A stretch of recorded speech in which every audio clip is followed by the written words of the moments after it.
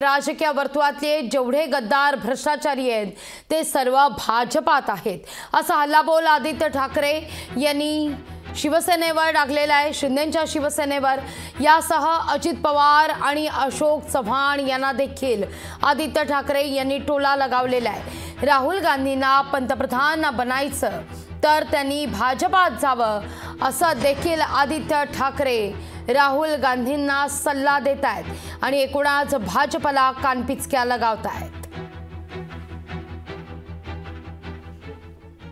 जर तुमच्यावर तुम्ही भ्रष्टाचारी असाल, जर तुम्ही खोके घेतले असाल, धोके दिले असाल, जर तुम्ही कोणाचा खून केला असेल, कुठे दरोडा टाकला असाल तर तुम्हाला भाजपात घेतील थेट आणि भाजपाच्याच कार्यकर्त्यांच्या डोक्यावर बसवतील आणि मुख्यमंत्री उपमुख्यमंत्री बसवतील। पण भाजपाच्या कार्यकर्त्यांना हे कधीच वाढू देणार नाहीत। काँग्रेस आम्ही होऊ देणार नाही, काँग्रेस सोबत आम्ही जाणार नाही असं तसं बोलणार आहे। काँग्रेसलाच घेतात। मी तर राहुल गांधींना हाच सल्ला देणार आहे, जर तुम्हाला कधी प्रधानमंत्री बनायचं असेल भाजपात जा। सगळे काँग्रेसचेच बसलेत आता तिथे आमदार खासदार। 10 वर्षानंतर हे ना हे 4 वर्ग आपल्या देशात आहेत ते आठवलं म्हणजे अच्छे दिन तर कुठे आता पता नाही।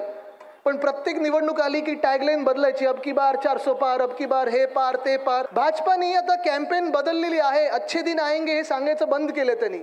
आता माहिती नवीन टॅगलाईन काय त्यांची, दाग अच्छा है, वॉशिंग पावडर भाजपा, दाग अच्छे है। लोकशाही मराठी ऐका, पहा, जागरूक रहा।